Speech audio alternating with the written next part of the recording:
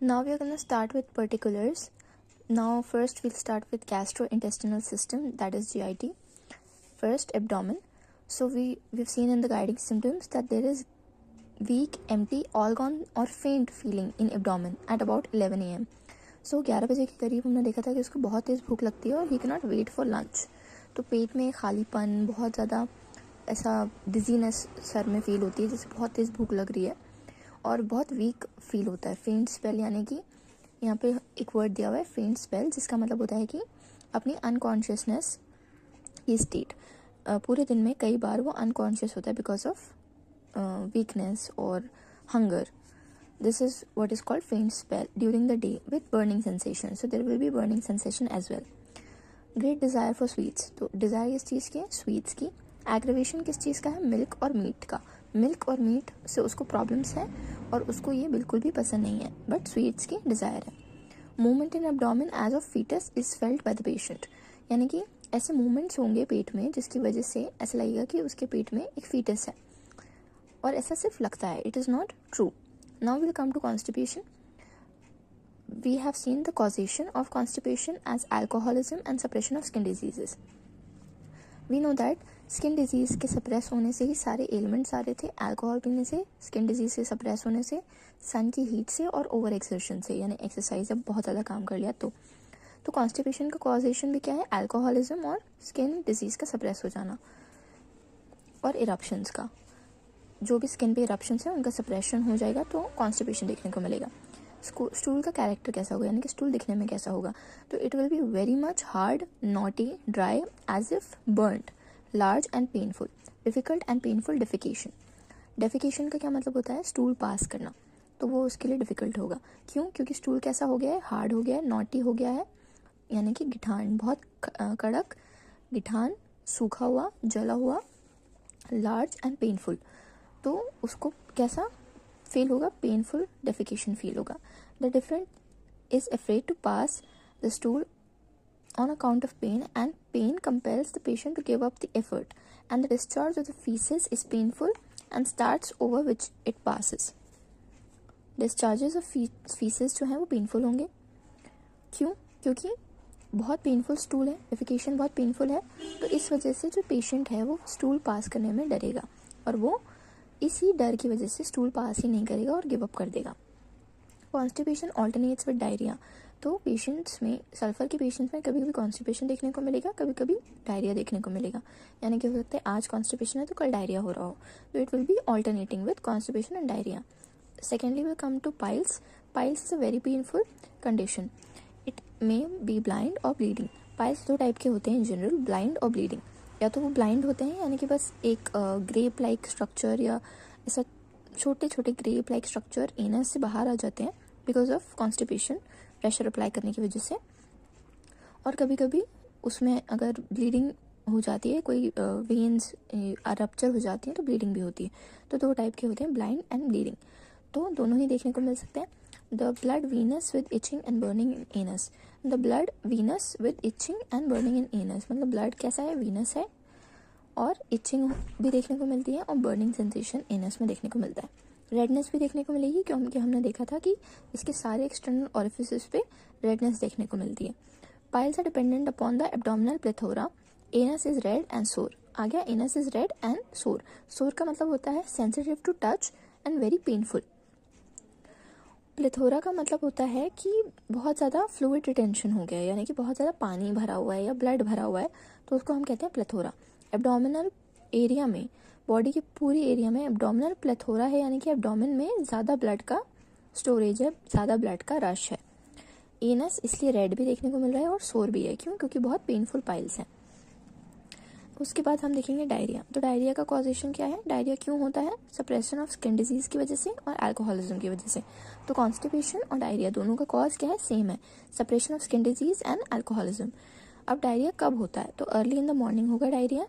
जैसे ही driven out of bed early in the morning, जैसे ही इंसान सुबह सुबह उठेगा और बेड से जैसे ही निकलेगा तो उसके अंदर इतनी तेज़ उसको मतलब अर्ज होगी टू डेफिकेट कि वो भागेगा टूवर्ड्स द वॉशरूम.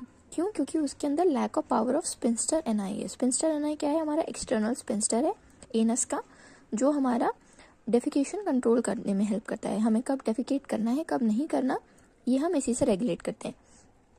तो इन पेशेंट्स में डायरिया के टाइम पे सुबह अर्ली इन द मॉर्निंग जैसे ही उठते हैं बेड पे से तो इनके अंदर ये lack of power of sphincter नहीं देखने को मिलता है। तो इसलिए the patient runs to the closet immediately as soon as the desire is felt. जैसे ही उसको डिजायर होती है डेफिकेट करने की वो वैसे ही क्लॉजेट की तरफ भागता है। सो कैरेक्टर कैसा है? Involuntary painless diarrhoea. इनवॉलंटरी है यानी कि बिना पता चले पास हो जाएगा। पेनलेस है, पेन भी नहीं हो रहा है तो हमें कैसे पता चलेगा, इसलिए डायरिया इनवॉलंटरी और पेनलेस है। The stool contains indigested food particles, whitish, greenish, very much offensive and acrid. With stool, there is redness of anal orifice. All the external orifices are redness देखने को मिलती है। So indigested food particles कैसे होंगे? whitish, greenish, very much offensive, intolerable and acrid यानी कि जला देने वाले। So modalities, modality means aggravation or amelioration. तो aggravation in early morning because this is what time is what in early in the morning तभी इसे diarrhoea हो रहा है। So aggravation will also be in early morning. Concomitance मतलब the main problem के साथ कौन सी प्रॉब्लम एडिशनली हो रही है उसको हम कहते हैं concomitant. So diarrhoea alternates with constipation, this is the concomitant of the GIT। Now will start with respiratory symptoms. तो रेस्पिरेटरी सिम्टम्स में मैंने आपको पहले बताया था that when ever there is suppression of skin diseases it will change into asthma और chronic respiratory troubles. तो यहाँ पर भी सेम है। निमोनिया, निमोनिया कब होता है? कॉजेशन उसका है due to suppression of skin diseases. कोई भी स्किन डिजीज सप्रेस हो गई due to external application of ointment, lotion और क्रीम, उसकी वजह से जैसे ही स्किन डिजीज सप्रेस होती है और स्टेज कैसा है? इन डिलेड रेजोल्यूशन यानी कि बहुत टाइम हो चुका, क्रॉनिक स्किन डिजीज सप्रेस हो गई है and now it will get converted into pneumonia. Location upper left lobe of the lung is affected. Lungs होते हैं दो तरह, दो राइट और left. So we have 3 lobes here and 2 lobes here. So the upper left lobe of the lung is affected. Sensation, chest feels heavy with operation and burning sensation in chest. There will be burning sensation in chest and heaviness. Character of cough, loose cough with mucus, rattling of mucus. आवाज आएगी, गड़गड़ गड़गड़ आवाज आएगी from the chest. And there is loose cough. Therefore there is rattling of mucus in the chest area. Character of sputa. तो जो हम निकालते हैं कफ में उसको हम बोलते हैं sputa. So it will be greenish, purulent and sweetish expectoration. जो वो निकल रहा है उसको हम कफ को बोलेंगे स्पूटा और एक्सपेक्टोरेशन। वो कैसा होगा? ग्रीनिश होगा, पुरुलेंट होगा और स्वीटिश होगा। कैरेक्टर ऑफ पेन, पेन कैसा होगा? Stitching pain in the chest, shooting through the back. Stitching type का पेन होगा चेस्ट में और शूटिंग थ्रू द बैक यानी कि बैक में वो पेन शिफ्ट होगा, शूट करेगा।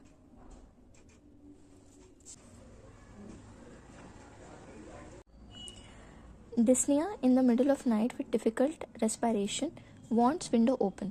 डिस्निया क्या होता है? डिस्निया यानी कि रात में सोते वक्त सांस का अटकना और उस वजह से बार बार नींद का खुलना।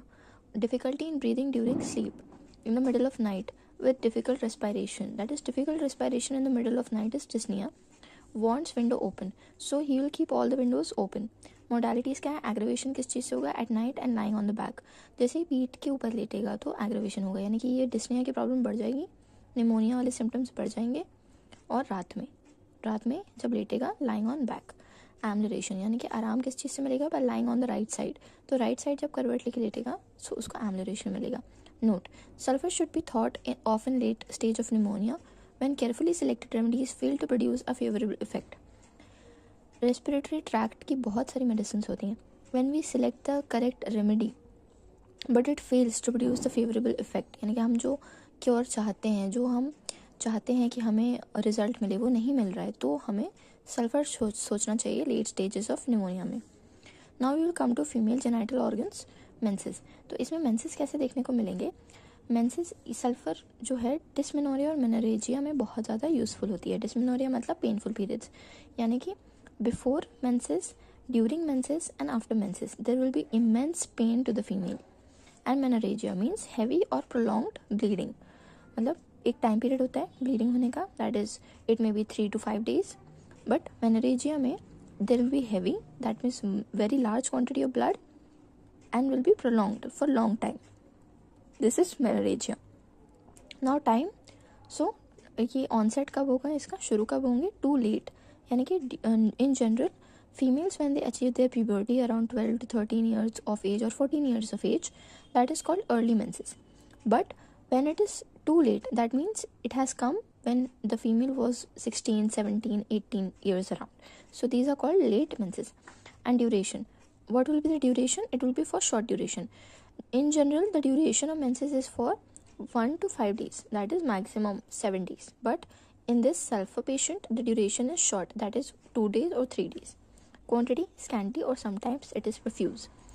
Quantity कैसी होगी ब्लड की? Maybe it is scanty sometimes, that means it will be in small amount, and sometimes it is profuse, that means it will be in large amounts also. Character of blood, यानी blood कैसा होगा? It will be very much black, thick, dark, acrid. Wherever it touches, it makes the part sore. Dark colored, black colored, very dark colored it will look. Thick, गाढ़ा होगा. Acrid, जला देने वाला. Wherever it touches, it makes the part sore. जहाँ जहाँ से blood touch होगा, acrid है तो उस पार्ट को वो जला देगा, तो वो पार्ट कैसा हो जाएगा? सोर, यानी कि painful and sensitive on touch. Now we know that concomitants. Menses is preceded by headache. मतलब मेंसेस आने के पहले सर दर्द होगा, और अगर मेंसेस सडनली रुक गए तो भी हेडेक होगा. With menses there is fullness with bearing down in pelvis towards genitals. This pressing downward is felt more acutely when she stands up. जब भी फीमेल खड़ी होगी तो ये जो प्रेसिंग डाउन वाला पेन है जो कि उसके लोअर एब्डोमेन में यानी कि पेल्विस में हो रहा है, वो ऐसा लगेगा भारीपन है या कुछ नीचे उसको खींच रहा है, ऐसे भारी भारी पेन फील होगा उसे.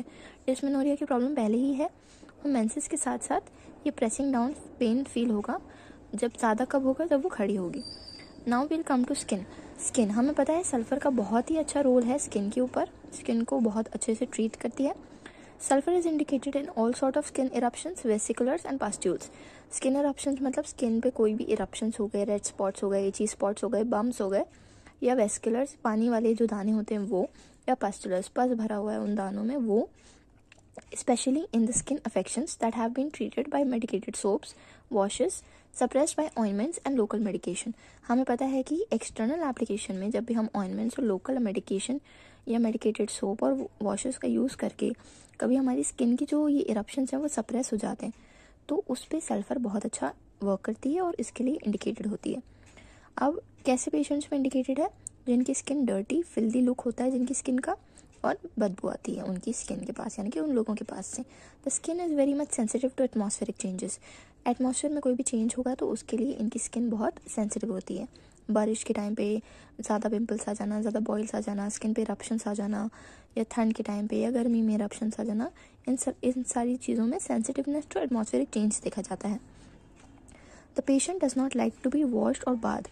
पेशेंट को नहाना और उस पार्ट को धोना बिल्कुल भी पसंद नहीं है. There is severe itching, voluptuous itching, goes on scratching. इतनी ज़्यादा इचिंग होती है, इतना ज़्यादा स्क्रैच करता है, इतना ज़्यादा वो अपने आप को इचिंग को स्क्रैच करता है कि वो जो जगह होती है वो ज़ख्मी हो जाती है. तो it feels good to scratch, but scratching is followed by severe burning, rawness and soreness of the part. इतनी ज़्यादा स्क्रैच कर लेता है क्योंकि स्क्रैच करने से उसको अच्छा फील होता है, feels good to scratch, but scratch करते करते करते करते इतना ज़्यादा स्क्रैच कर लेता है कि उस पार्ट पे बर्निंग होने लगती है, वो पार्ट ऐसे ज़ख्मी हो जाता है, रॉ हो जाता है, और सोरनेस ऑफ द पार्ट हो जाता है, यानी कि पेन होने लगेगा और सेंसिटिव टू टच हो जाएगा, सोरनेस आ जाएगी उस पार्ट में. It is also good drug for suppuration. Suppuration मतलब कोई भी ज़ख़म, कोई भी चोट, कोई भी दाना, कोई पिंपल, कोई भी इरप्शन का पस डेवलप कर जाना, उसका पक जाना दाने का, उसको कहते हैं सपरेशन, यानी कि इसमें पस फॉर्मेशन हो गया. Every little injury separates. This is a very characteristic symptom of sulfur. Every little injury separates, and this is also a characteristic symptom of hepatocellular graphitis and silesia. These three medicines also have this line written in their every chapter, and this is very characteristic symptom, जिसमें कि ये बोला जाता है कि कोई भी छोटी से छोटी इंजरी होगी तो वो सेपरेट करने की टेंडेंसी रखती है, यानी कि वो पक जाएगी, उसमें पस फॉर्मेशन हो जाएगा. There are boils and abscesses. Boils होंगे, एब्सेस होगा, specially in summer season. Summer season में बॉइल्स और एब्सेस हो जाएंगे गर्मी की वजह से. The boils come in groups और a single boil in succeeded by another. Succeeded by another यानी कि एक पिंपल या कुछ हुआ, उसके बाद एक और आ गया, या फिर ग्रुप, यानी कि ग्रुप में बहुत सारे एक ही स्पॉट पे बहुत सारे छोटे छोटे छोटे छोटे ग्रुप्स फॉर्म हो गए, या फिर एक बहुत बड़ा सिंगल बॉयल हो गया और उसके ठीक होने के बाद वापस से एक और आ गया। ये सिम्टम आर्निका में देखने को भी मिलता है। Suppression of skin diseases causing diarrhoea, diarrhoea भी होता है सप्रेस होने से। स्किन डिजीज़ के सप्रेस होने से हमने देखा था कि कॉन्स्टिपेशन भी होता है और डायरिया भी होता है। ये उसके पेट्रोलियम में भी देखने को मिलता है। Modality aggravation by warmth of bed, bed की जो गर्माहट होती है उससे इसकी प्रॉब्लम्स बढ़ जाएंगी। वो पार्ट को धोने से, नहाने से, बाथ लेने से वो प्रॉब्लम्स बढ़ जाएंगी, या उस पार्ट को कवर करने से, यानी कि ढक लिया, कुछ ओढ़ लिया, पहन लिया, स्वेटर या जैसे कोई गर्म चीज़ पहन ली या उस चीज़ को कवर कर लिया, तो भी सारी प्रॉब्लम्स बढ़ जाएंगी और रात में इसकी प्रॉब्लम्स बढ़ जाती हैं। एम्बुलेशन यानी कि आराम किस चीज़ से मिलता है? खुली हवा में जाने से, ओपन एयर में। अनकवरिंग यानी कि जो कवर्ड था उसको हटा के खोल दो ताकि उसमें हवा लगे तो उसको आराम मिलेगा। By putting the feet out of the bed, मतलब ब्लैंकेट के बाहर पैर निकाल के सोएगा या बेड के बाहर पैर लटका के सोएगा, तो feet out of the bed से उसको एम्बुलेशन है। Now we'll see the baby of sulphur. Now in baby we'll see that babies जो होते हैं सल्फर पेशेंट की, मतलब जो बेबी होते हैं जो कि सल्फर इंडिकेट कर रहे हैं, वो कैसे होते हैं? सोरिक होते हैं, यानी कि specially suited to psoric scrofulous babies who are emaciated and pot bellied. वो बच्चे जो बहुत ही पतले दुबले थिन एकदम कैटिक दिख रहे हैं, बहुत ही पतले हैं, लेकिन उनका पेट कैसा है? पॉट बेलीड, यानी पॉट शेप का उनका पेट है, निकला हुआ पेट, और बाकी सारी एक्सट्रीमिटीज़ कैसी हैं? बहुत पतले दुबले हैं। और स्क्रोफिलस बेबीज हैं, यानी कि उनके ग्लैंड स्वेलिन हैं, उनके सारे ग्लैंड्स में स्वेलिंग देखने को मिलेगी, तो स्क्रोफिलस बेबीज कहेंगे उनको। Dirty filthy look of the baby, यानी कि बेबी बहुत गंदा सा दिखेगा, डर्टी फिल्दी, उसमें से बुरी स्मेल आएगी। Yet can not bear to be washed और बाथ, बच्चा नहाने या धोने से बहुत ही ज़्यादा चिढ़ता है, रोता है, so he can not bear to be washed. ये सिम्टम एंटम क्रूड और अमोनियम कार में भी देखने को मिलता है, जहाँ पे उनके जो बच्चे होते हैं बहुत ज़्यादा चिड़चिड़े होते हैं और उनको नहाना या फिर वॉश करना बिल्कुल भी पसंद नहीं होता है। These type of babies suffer from morning diarrhea which is painless, involuntary and acrid, causing redness of the anal orifice. इस तरह के बच्चों में सुबह सुबह डायरिया देखने को मिलता है जो कि इनवॉलेंट्री होता है, उन्हें पता नहीं चलता, बस निकल जाता है, और एक्रिड होता है यानी कि एसिडिक होता है, जला देने वाला। रेडनेस ऑफ एनल ओरिफिस भी देखने को मिलता है। एक्रिड होगा, इस वजह से इनस कैसी हो जाएगी? सोर हो जाएगी। So there is itching and soreness and boils which come in group और in single boil is succeeded by another as soon as the first one is healed.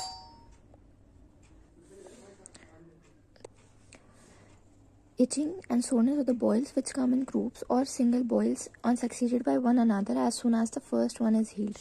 The babies are prone to warm affection and intense itching and craving for sweets. इस तरह के बच्चों में हमने देखा कि उनके अंदर वार्म अफेक्शन है, यानी कि उनके पेट में कीड़ों की टेंडेंसी है, कीड़े हो सकते हैं उनके पेट में, इस वजह से उनको क्या देखने को मिलेगी? क्रेविंग फॉर स्वीट देखने को मिलेगी। इन जनरल भी सल्फर के पेशेंट में डिज़ायर है कैसी? स्वीट्स की डिज़ायर है। The child cries before stool, यानी कि जब भी बच्चा स्टूल पास करने जाएगा तो उससे पहले वो रोने लगेगा। And there will be intense craving for sweets. Now general modalities aggravation. Aggravation किस किस चीज़ से है? स्टैंडिंग से, at rest, warmth of bed, bed की गर्माहट से, washing, bathing, and from alcoholic stimulants and changeable weather. Any change in weather will cause aggravation. Standing position will cause aggravation. At rest, warmth of bed, washing, bathing, and from alcohol stimulant, alcoholism से. Then ambulation, which is relief, that is formed by dry warm weather, जब भी सूखा होगा weather, and lying on the right-sided position in bed, that will cause ambulation. Now we'll see the relations.